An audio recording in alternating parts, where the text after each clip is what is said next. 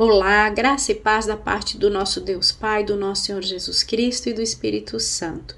Espero encontrá-los todos bem e que vocês tenham acompanhado essa série de vídeos intitulada O que Jesus diz às igrejas. Hoje é a parte 5, a última parte dessa série, e eu espero que tenha contribuído para trazer muita direção para a sua vida, porque essas cartas que são baseadas na revelação que Jesus deu a João, elas trazem direção para a nossa vida, tanto individual como também coletiva. Essa vida coletiva é em congregação. Nós devemos fazer parte de uma congregação, isso é bíblico. A igreja nasceu no coração do nosso Senhor Jesus Cristo.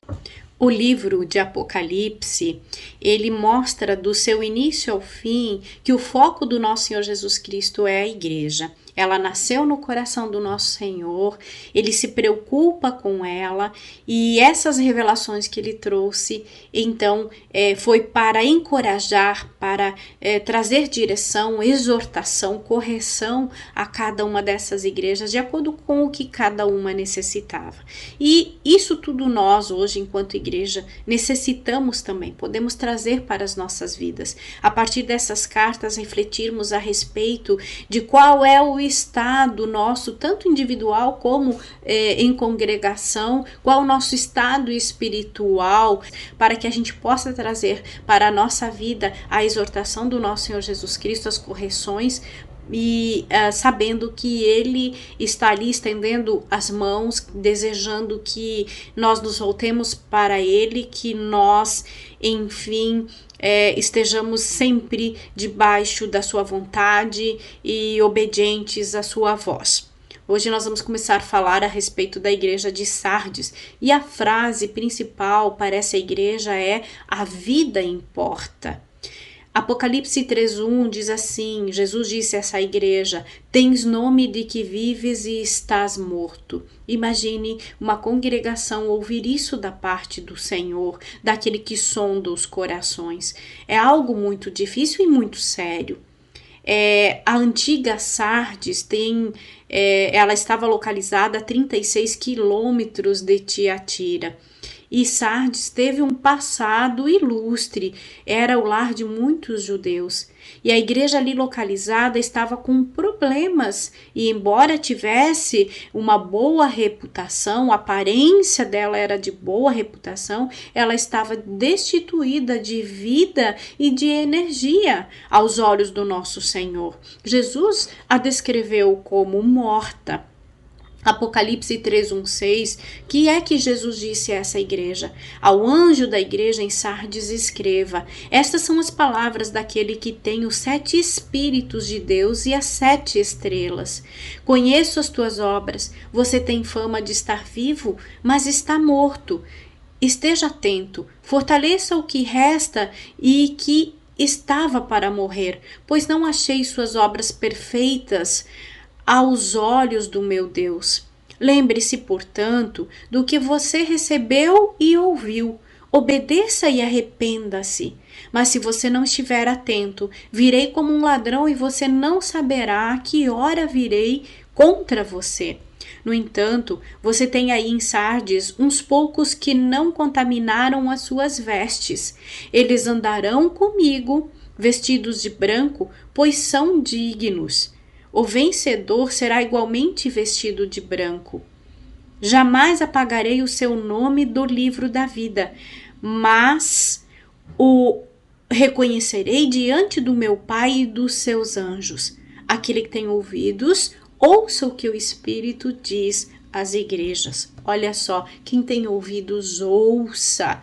Não deixe de ouvir, entenda, porque é importante. Então essa carta, ela é um lembrete de que nós não devemos viver e confiar nas realizações passadas, num passado glorioso, num passado onde as coisas aconteciam. Nós precisamos sempre viver de experiências novas e vivas com Deus, diárias.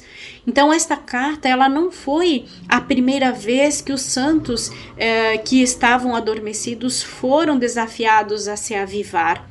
Consideremos outras advertências que a Bíblia traz no Novo Testamento.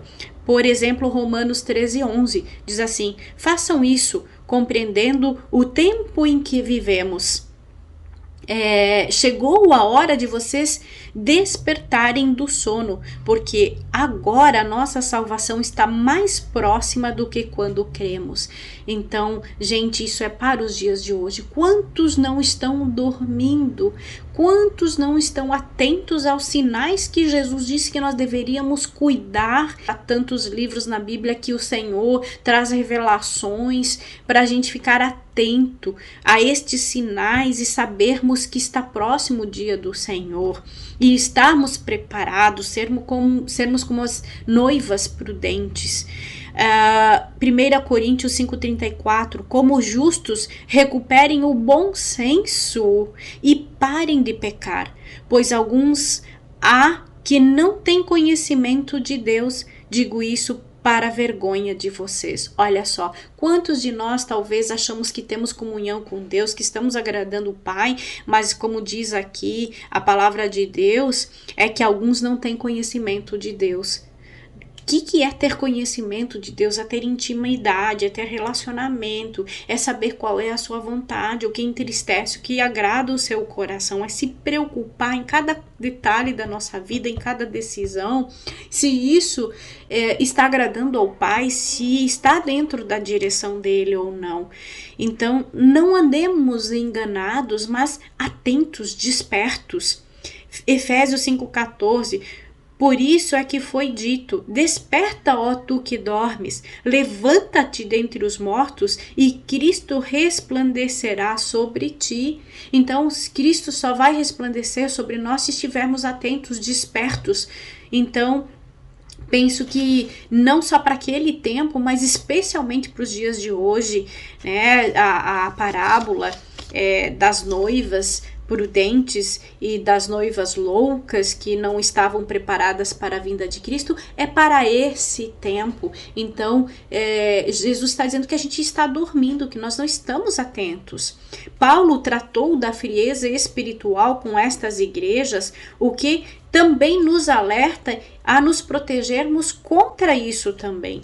Muitos em Sardes estavam se apoiando em sua aparência externa, em vez de manter e cultivar a verdadeira substância espiritual, que é a nossa fé em Cristo Jesus, é o nosso conhecimento de Deus, a leitura da palavra, renova a nossa mente, nos enche do conhecimento de Deus. Então, aquele que tem olhos como fogo, vê todos os seres profundamente. Jesus vê além da superficialidade, não apenas as aparências. Jesus olha por baixo da nossa pele, no mais íntimo do nosso ser, e assim de cada igreja.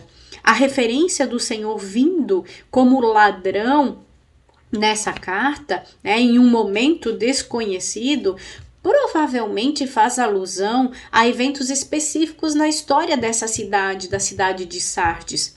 Os cidadãos dessa cidade, eles viviam seguros dentro de suas altas muralhas, bem fortificadas, em um ambiente muito seguro. Mas isso trouxe excesso de confiança para eles, o que resultou em distração, em descuido, e a cidade ela foi dominada por duas vezes diferentes, duas situações diferentes. Então, os cristãos de Sardes que receberam essa carta de Jesus teriam entendido o que Jesus estava alertando, a respeito de virei como um ladrão, sem que você saiba a hora, era alertando eles contra o excesso de confiança que eles tinham e os estava chamando para estarem vigilantes e atentos. Jesus comunica também que nem todos os cristãos de uma determinada igreja são iguais.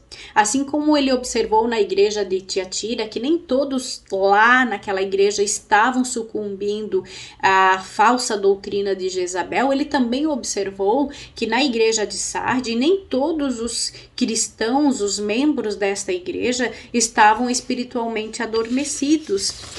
Jesus identificou o estado predominante da igreja no primeiro momento, que é o geral, mas não colocou todos os membros sob a mesma generalização.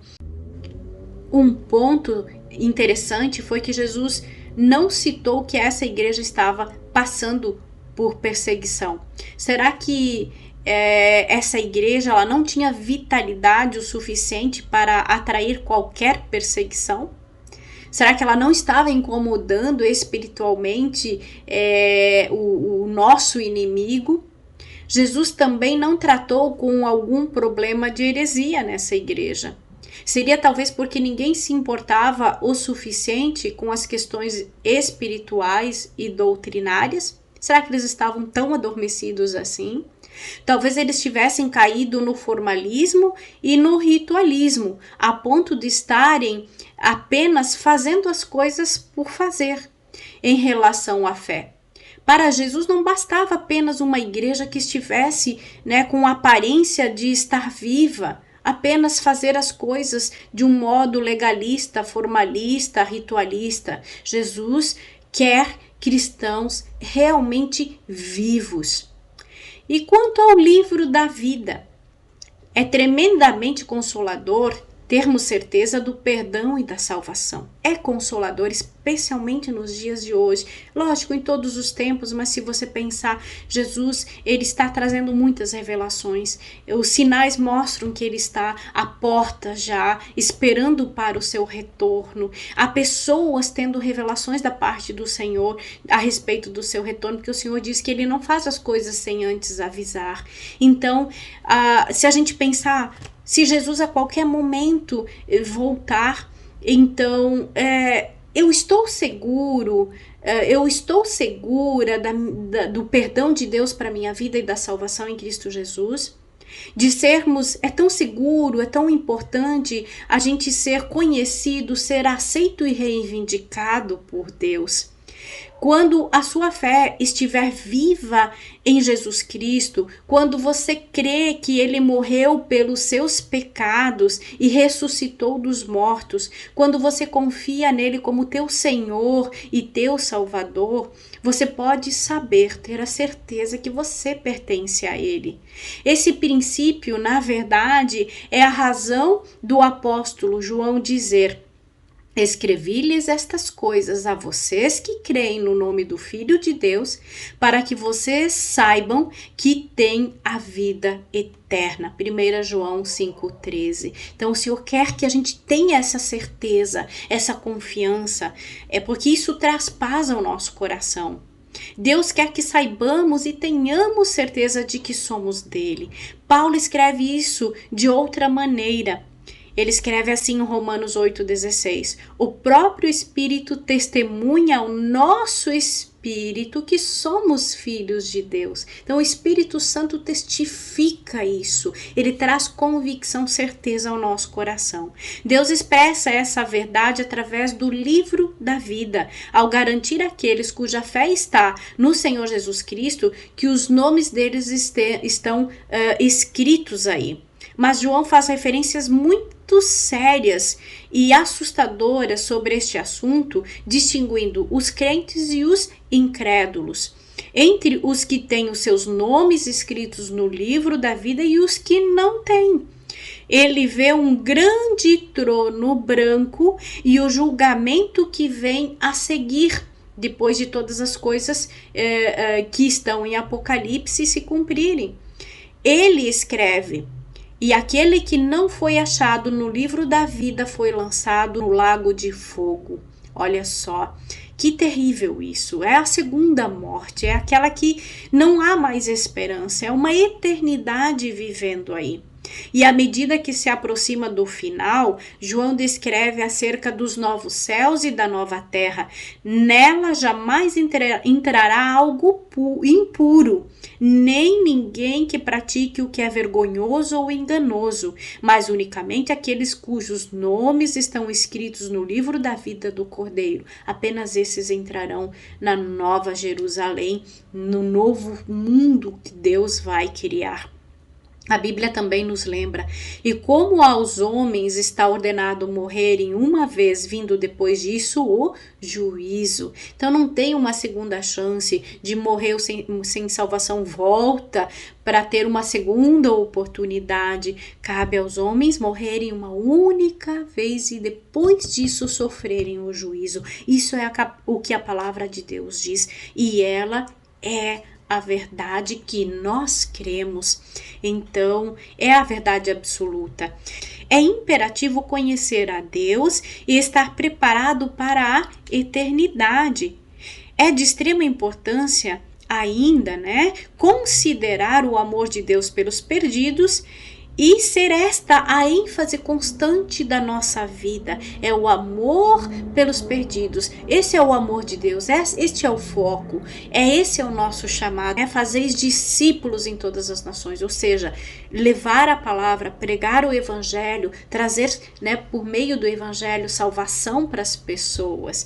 Este é o foco. Essa é a nossa vida, o nosso chamado. E não vivermos confortavelmente e acumularmos bens, coisas boas, porque tudo que a gente acumula aqui no mundo natural, tudo que a gente faz no mundo natural, nosso trabalho secular, é obra da carne. E a palavra de Deus diz que estas se queimarão, não sobrará nada. Então, o que você terá para apresentar a Deus quando estiver diante dele?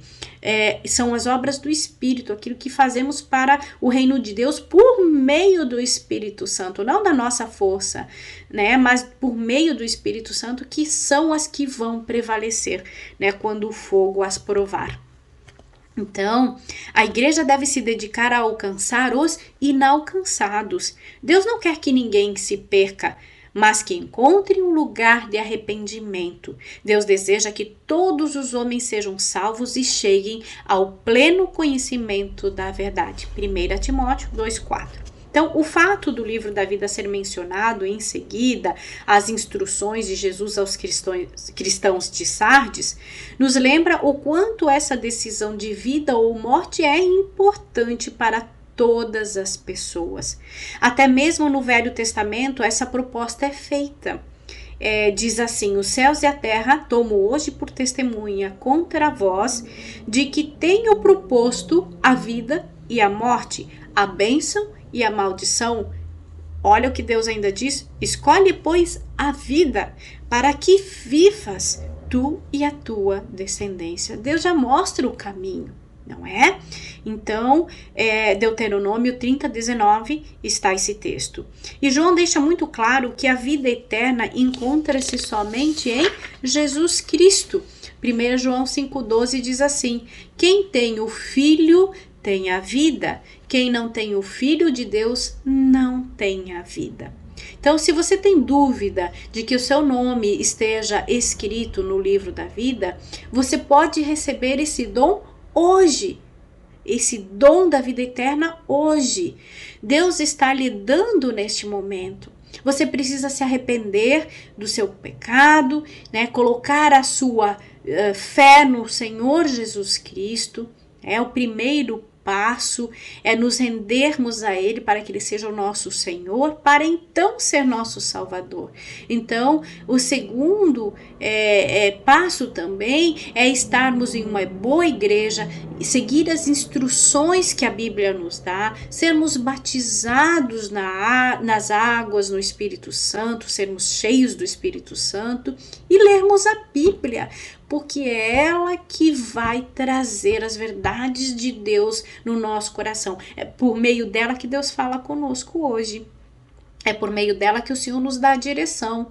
É por meio dela que o Espírito Santo fala ao nosso coração. Então, ler a Bíblia é imprescindível para a vida cristã. A nossa fé deve estar em Jesus e não em nós mesmos e na nossa própria capacidade. Ok? Então, a próxima igreja, a igreja em Filadélfia, a frase-chave para ela é: a perseverança importa. Apocalipse 3:8, Jesus diz assim para ela: conheço as tuas obras, eis que diante de ti pus uma porta aberta e ninguém pode fechar. tendo pouca força, guardaste a minha palavra e não negaste o meu nome. Então, Filadélfia significa cidade do amor fraterno. E esta cidade ficava a 48 quilômetros de Sardes. Hoje, a maioria de suas ruínas está soterrada debaixo da moderna Al-Serrir. Assim como Esmirna, esta igreja não recebeu palavra de correção do Senhor Jesus Cristo. Seus membros também estavam enfrentando, assim como Esmirna, uma oposição muito intensa. Apocalipse 3, 7, 13, temos a revelação de Jesus a essa igreja. Vamos ver o que ele diz para ela. Ao anjo da igreja em Filadélfia, escreva: estas são as palavras daquele que é santo e verdadeiro, que tem a chave de Davi. O que ele abre, ninguém pode fechar, e o que ele fecha, ninguém pode abrir. Conheço as suas obras, eis que coloquei diante de você uma porta aberta que ninguém pode fechar. Sei que você tem pouca força, mas guardou a minha palavra e não negou o meu nome. Vejam o que farei com aqueles que são sinagoga de Satanás e que se dizem judeus e não são, mas são mentirosos.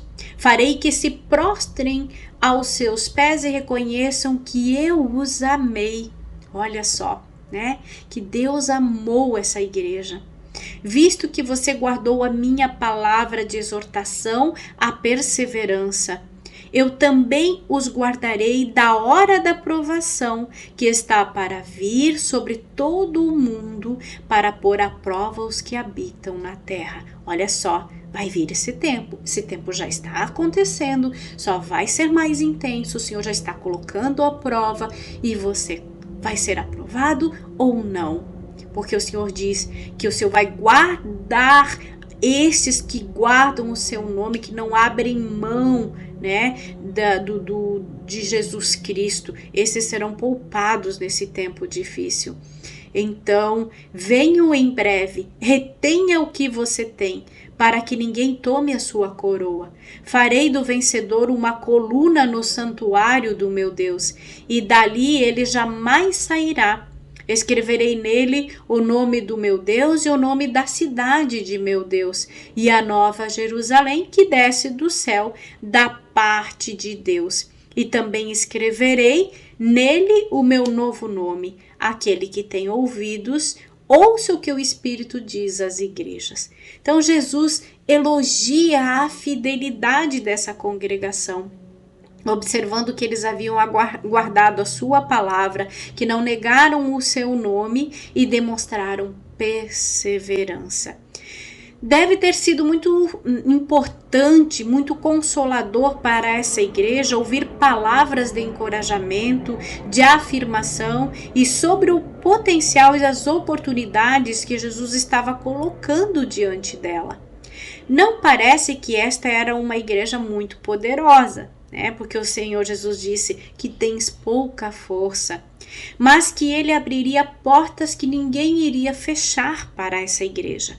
Jesus queria que eles focassem no que estava adiante deles e não a sua limitação, embora fosse uma igreja talvez pequena, uma igreja que não tinha muita força. Não era para essa igreja olhar para a capacidade dela, mas para aquilo que Deus colocaria adiante dela, aquilo que Deus faria por elas. Era este o foco, né, que essa igreja deveria ter para permanecer firme e guardar aquilo que ela tinha, que era a fidelidade, a perseverança. A região em torno de Filadélfia era propensa a abalos sísmicos, e em 17 depois de Cristo, um terremoto havia devastado a cidade de Filadélfia, e muitos abandonaram essa cidade.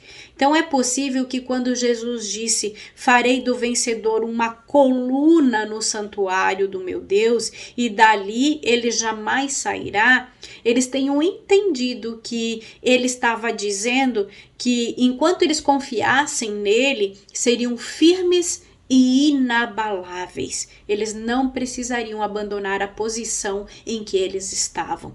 Então, por duas vezes, Esmirna e Filadélfia, Jesus se refere a oposição que essas igrejas estavam enfrentando e por parte do que ele chamou de sinagoga de Satanás.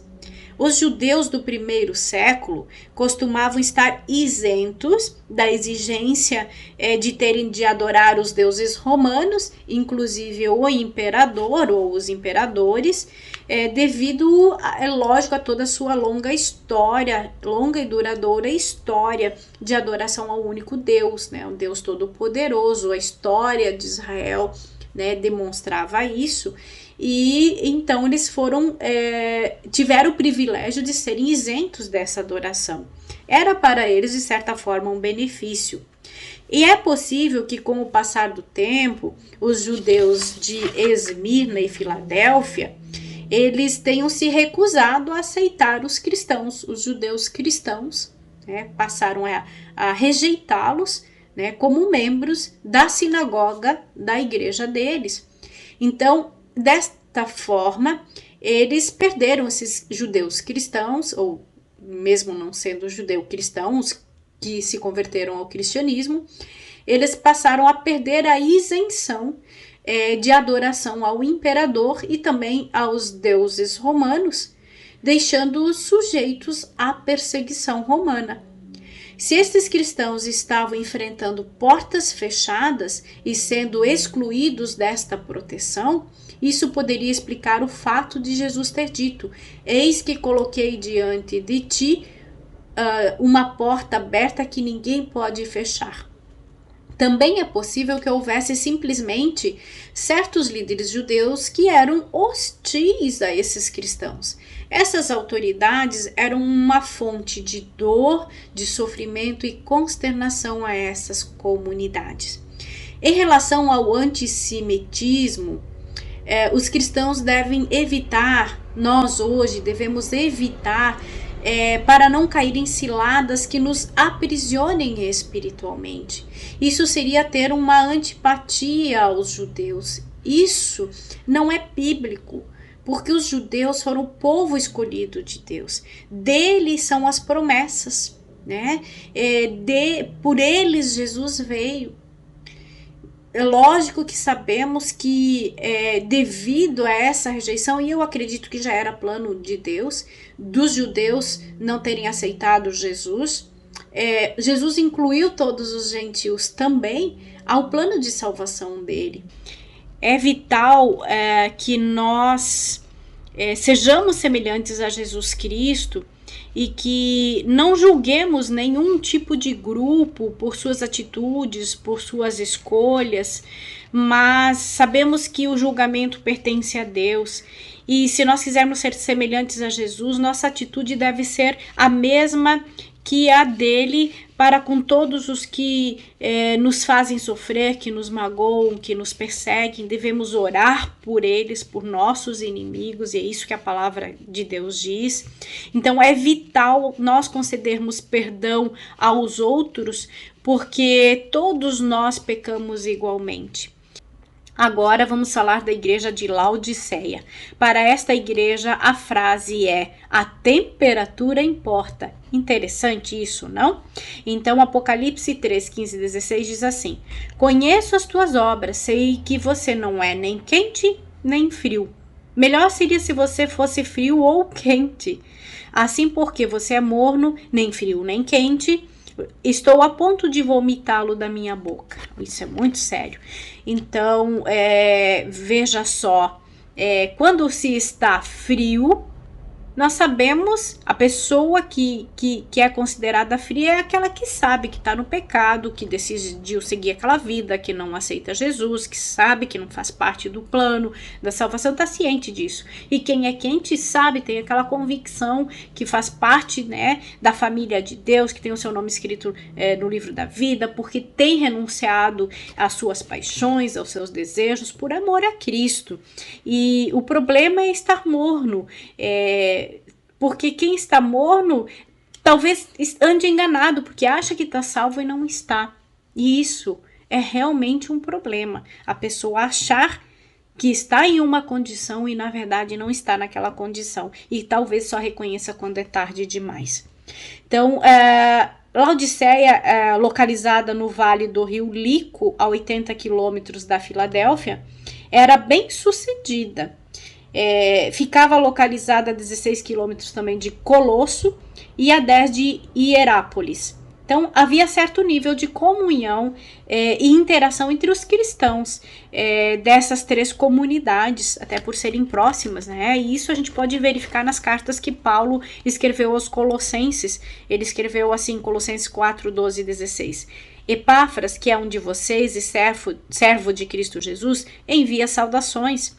Ele está sempre batalhando por vocês em oração, para que, como pessoas maduras e plenamente convictas, continuem firmes em toda a vontade de Deus. Dele dou testemunho de que se esforça muito por vocês e pelos que estão em Laodiceia e em Hierápolis. Lucas, o médico amado, e Demas enviam saudações.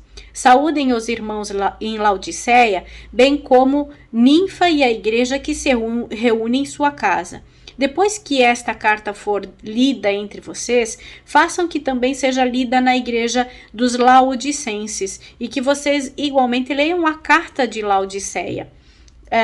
Então, Paulo ele pede que as duas igrejas compartilhem a leitura de suas cartas, a fim de que ambas sejam beneficiadas e edificadas. Então, Paulo mandou cartas específicas para cada uma dessas igrejas, mas ele sugeriu que essas cartas depois fossem lidas e compartilhadas com a outra igreja, porque tinha instruções e orientações que iriam edificar as duas igrejas. Então, Paulo nunca havia visitado as três igrejas pessoalmente.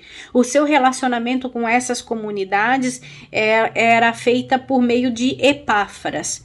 Ele diz assim, Colossenses 2:1, quero que vocês saibam quanto estou lutando por vocês, pelos que estão em Laodiceia e por todos os que ainda não me conhecem pessoalmente. Então, ele tinha o desejo de conhecê-las, mas ele ainda não teve a oportunidade até aquele momento de conhecê-las. Então, provavelmente, Epáfras foi ensinado por Paulo nos 2 anos em que ele ensinou diariamente na escola de Tirano, em Éfeso. É provável também que Epáfras ele tenha sido responsável por estabelecer e cuidar das igrejas próximas em Hierápolis e Colosso.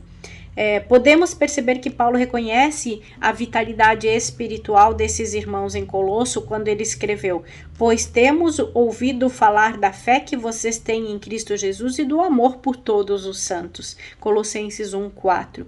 E pode ser também que os irmãos, os cristãos de Laodiceia tenham experimentado isso que Colosso também experimentou quando receberam o evangelho. Receberam com amor, com fervor, com fé, ardentemente. Porém, quando a carta de João chega a Laodiceia, cerca de 40 anos depois que Paulo enviou essas cartas aqui, o estado desta igreja havia se deteriorado significativamente, a de Laodiceia. Então, Jesus revela assim a João: ao anjo da igreja em Laodiceia escreva: estas são as palavras do Amém, a testemunha fiel e verdadeira, o soberano da criação de Deus. Conheço as suas obras e sei que você não é frio nem quente. Melhor seria se você fosse frio ou quente. Assim você é morno. Assim, porque você é morno, nem frio nem quente, estou a ponto de vomitá-lo da minha boca. Você diz: estou rico, adquiri riquezas e não preciso de nada. Não reconhece, porém, que é miserável, digno de compaixão, pobre, cego e que está nu. Dou-lhes este conselho: compre de mim ouro refinado no fogo e você se tornará rico. Compre roupas brancas e vista-se para cobrir a sua vergonhosa nudez. E compre colírio para ungir os seus olhos e poder enxergar. Repreendo e disciplino aqueles que amo. Por isso seja diligente e arrependa-se. Eis que estou à porta e bato. Se alguém ouvir a minha voz e abrir a porta, entrarei e cearei com ele e ele comigo. Ao vencedor darei o direito de sentar-se comigo em meu trono, assim como eu também venci e sentei-me com meu Pai em seu trono. Aquele que tem ouvidos, ouça o que o Espírito diz às igrejas. Então, esta foi a única igreja que não recebeu elogios de Jesus. Olha o quão sério estava o estado dessa igreja, o estado espiritual, o quão perdida e enganada ela andava.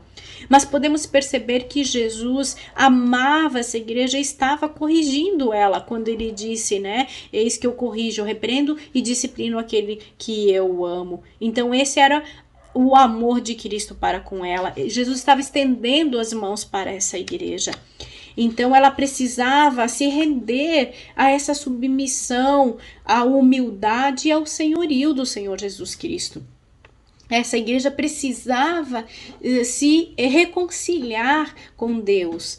Então, embora esta igreja tivesse virado as costas para Jesus e o deixado do lado de fora, quantas igrejas será que não fazem hoje isso?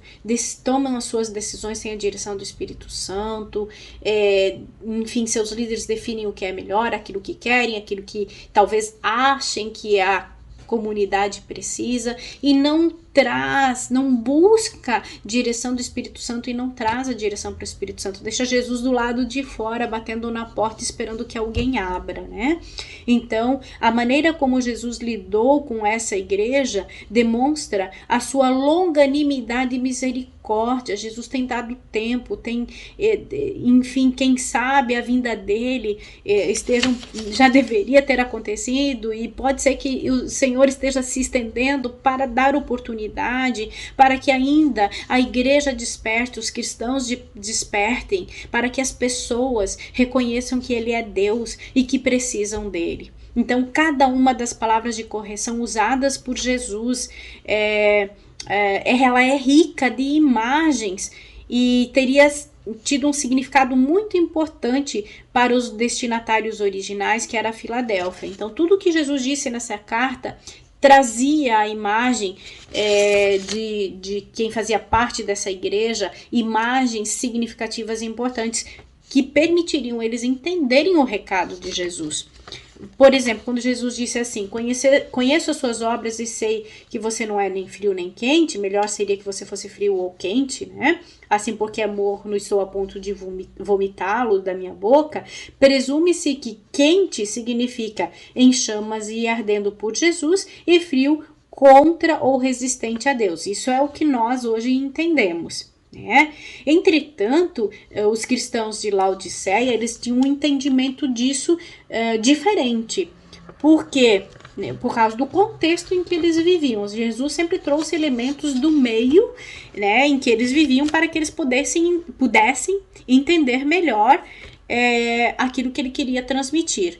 Então, a cidade vizinha, Hierápolis, ela era conhecida por suas fontes quentes, muito úteis para banhos com fins medicinais. Era muito procurada por isso.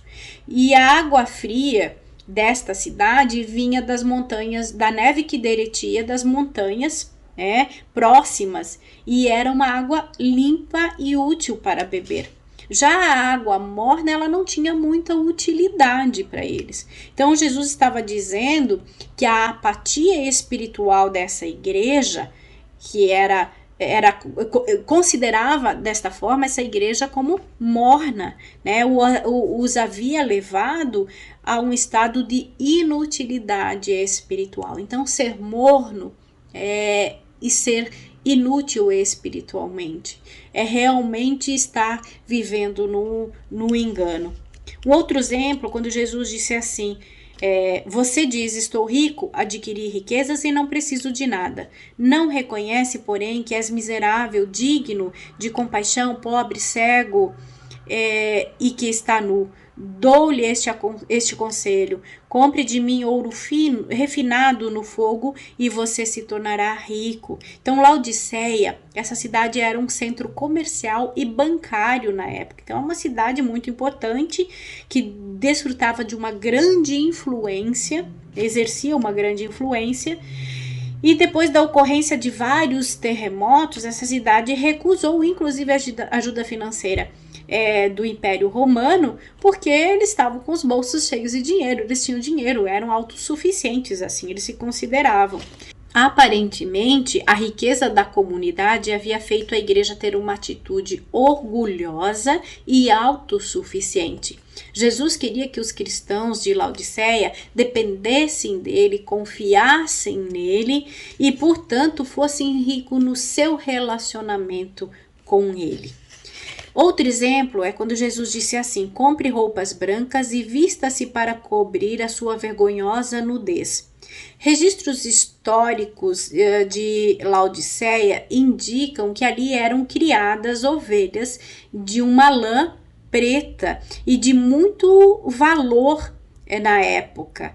Essa lã era muito valorizada e, como resultado, as roupas que predominavam, as mais populares em Laodiceia, eram dessa cor. E o Senhor queria que o seu povo ele fosse diferente do mundo que o cercava. De modo que Jesus utilizou esta situação natural para explicar um ponto de vista espiritual. Então, o branco ele representa a pureza e é utilizado diversas vezes ao longo do livro do Apocalipse para dizer que os cristãos precisam ter uma vida de pureza espiritual. Então, Jesus queria trazer essa verdade, essa era a mensagem que Jesus desejava transmitir para a vida dos cristãos. Não que literalmente eles se vestissem de branco, mas o branco aqui que eles trouxessem para a vida deles, né, a pureza espiritual. Outro exemplo é quando Jesus diz assim: e compre colírio para ungir os teus olhos e poder enxergar. Então, embora essa igreja pensasse que estava em ótimas condições, que se dizia rica, que se dizia abastada, então essa igreja tinha uma visão errada, embaçada, deturpada a respeito do seu verdadeiro estado, e Jesus estava trazendo eles para a realidade. Jesus disse que eles nem percebiam que eram infelizes, que eram miseráveis, pobres, cegos e nus. Jesus os via desta forma, embora eles não se vissem assim. Então, a referência ao colírio seria significativa para esses cristãos, porque em Laodiceia havia uma escola de medicina e essa escola havia desenvolvido um produto específico para problema nos olhos. Então, Jesus diz: aproveitem esse produto, esse colírio, e coloquem em seus olhos para que vocês vejam. Então, apesar do estado de degradação dessa igreja, pois eles eram tão cheios de si que não havia espaço para Jesus, mesmo assim, Jesus lhes oferecia esperança. Ele estava batendo na porta deles e esperando, procurando ter comunhão com eles, esperando que alguém abrisse essa porta para que ele pudesse entrar e cear com eles, e eles com Jesus. É isso que Jesus estava esperando. Jesus, então a oportunidade de vencer, Jesus ainda estava deixando disponível para esta igreja. E para finalizarmos, vamos falar a respeito dos poderes deste mundo e a vitória final da igreja. Então, Apocalipse 19:6 diz assim: e ouvi como que a voz de uma grande multidão, e como que a voz de muitas águas, e como que a voz de grandes trovões, que dizia: aleluia, pois já o Senhor Deus Todo-Poderoso reina. Glória a Deus quando chegar este momento em que o Senhor vai reinar e todos os poderes terrenos eles serão destruídos. Os cristãos, durante toda a sua história, eles passaram por muitos tipos de perseguição, passam em algumas localidades no mundo atual. E volto a dizer, o que vai se estender a todo mundo, porque o Senhor diz que vai permitir isso nos últimos dias. Haverá uma perseguição muito intensa. Então, esses cristãos, eles enfrentaram execução pela espada, pela lança, pela crucificação, pelo fogo, por afogamento, por feras selvagens e por inúmeros outros métodos atrozes, cruéis e sádicos. Tertuliano, em torno de 160 a 220 depois de Cristo, foi um dos pais da igreja primitiva, já falamos a respeito dele.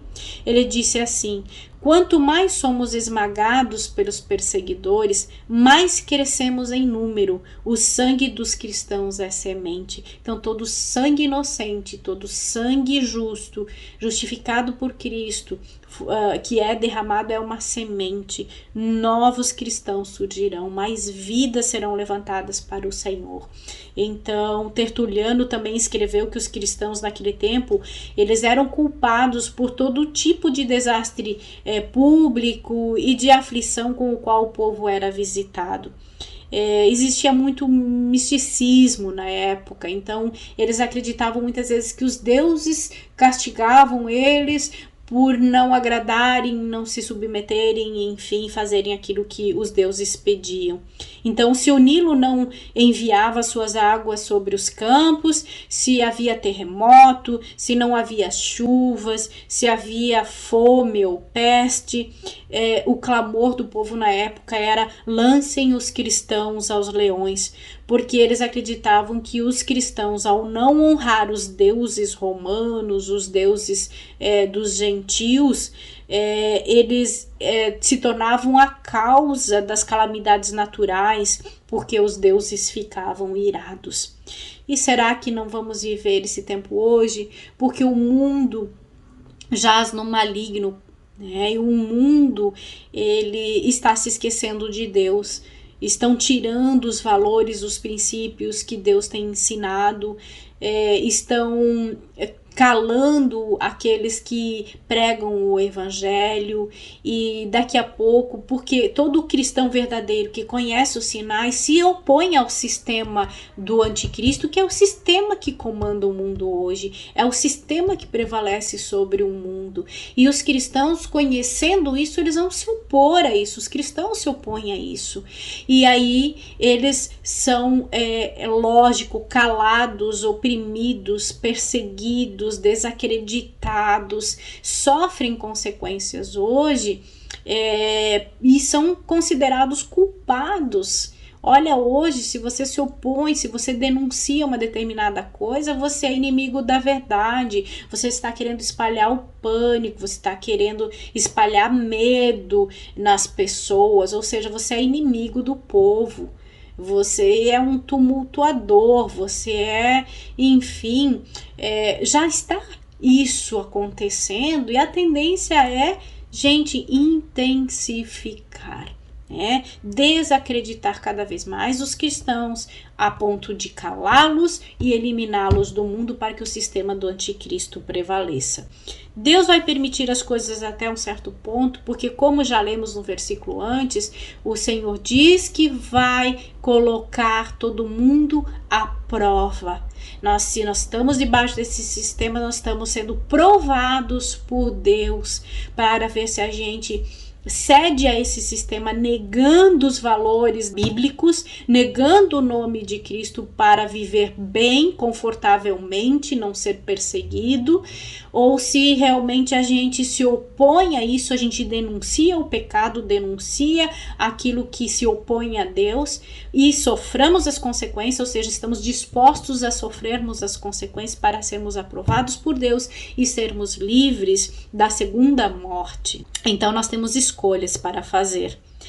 Os faraós, Nabucodonosor da Babilônia, imperadores romanos, por mais poder que eles tinham, todos morreram e todos serão julgados por Deus, que é justo e santo. Alguns imperadores tinham certas características boas, não eram tão opressores assim, já outros perseguiam cruelmente os cristãos. Nero havia queimado cristãos até a morte e feito alguns cristãos de tochas humanas para iluminar o seu jardim, já porque os cristãos se diziam luz do mundo. Olha só que crueldade eles fizeram, só para realmente zombar das coisas que Deus nos diz, daquilo que Deus, enfim, anuncia. Então, no entanto, ele morreu pelas mãos dos seus próprios guarda-costas. Domiciano, que audaciosamente se chamava Senhor e Deus, foi apunhalado até a morte pelos membros de sua própria administração. Alguns podem ter pensado que os imperadores eram todo-poderosos e invencíveis, mas a afirmação de Isaías 26, capítulo 26, versículo 14, acabou por se aplicar a todos os que haviam assediado os cristãos. E o que esse versículo nos diz? Ele diz o seguinte: agora eles estão mortos, não viverão, são sombras, não ressuscitarão. Tu os castigaste e os levaste à ruína, apagaste por completo a lembrança deles. Vejam só. Jesus, porém, está vivo, hoje e para sempre.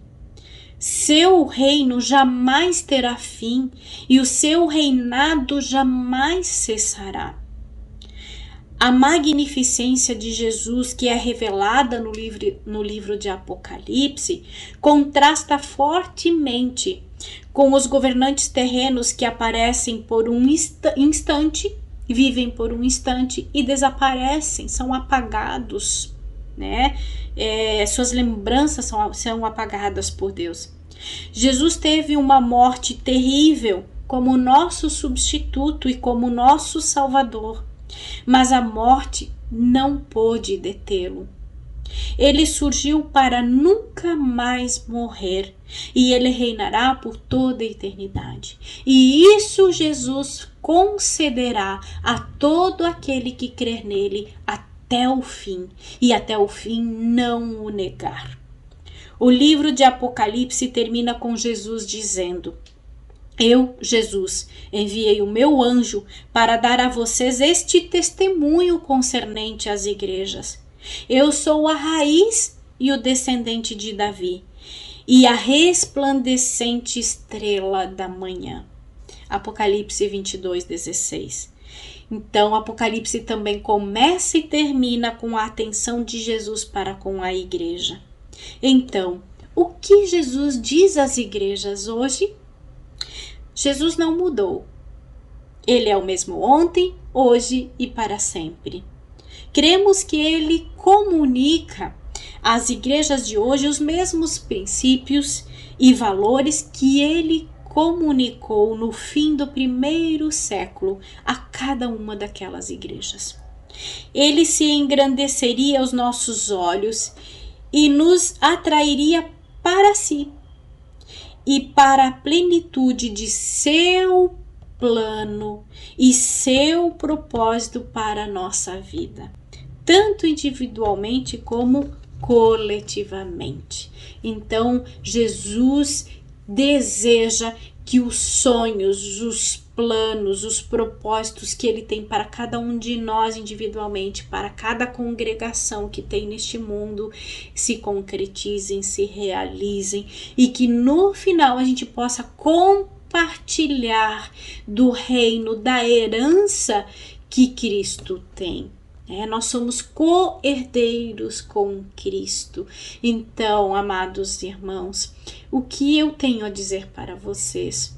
Que nós, que você, possamos entender a grandiosidade dessas coisas que Jesus nos revela. Que possamos realmente despertar para o tempo que estamos vivendo, que o Espírito Santo nos desperte. Que ele não permita que a gente ande enganado, que a gente anda num sono profundo, para que a gente não chegue no último tempo e não tenha mais a oportunidade de ser levado por Cristo para viver as bodas do Cordeiro.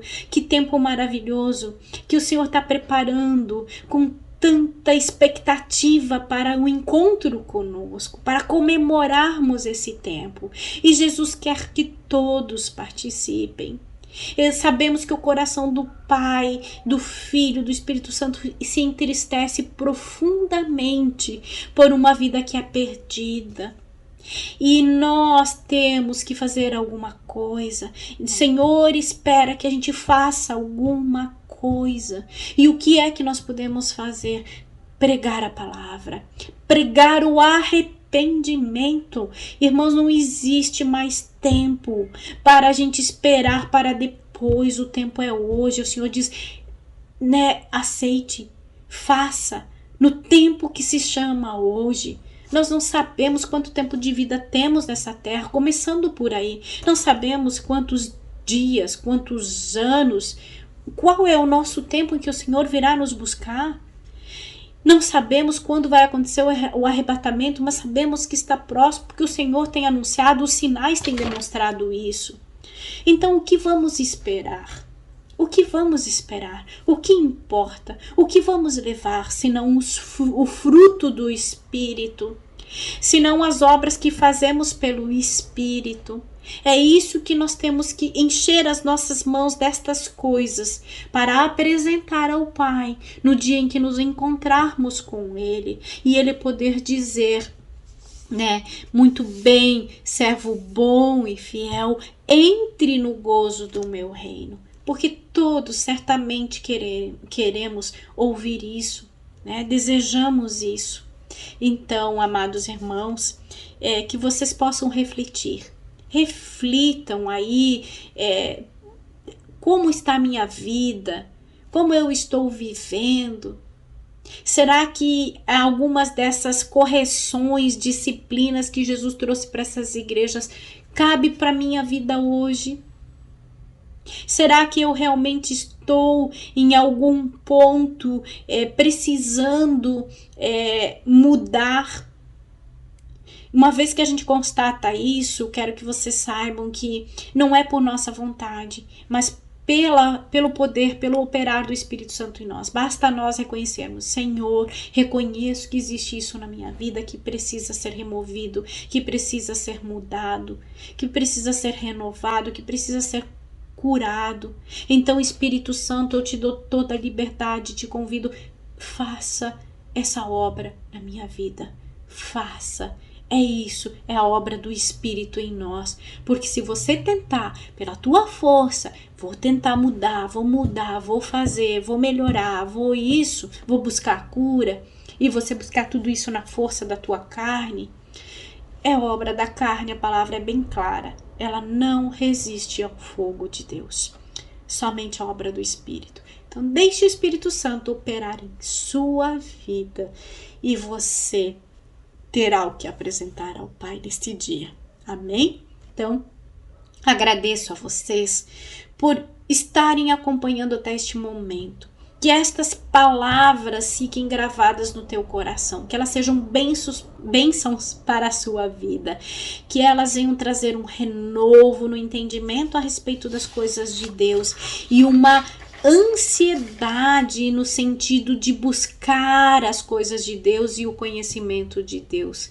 Que o Senhor te ajude nesta caminhada e que você seja instrumento do Senhor para levar a salvação a outros. Amém?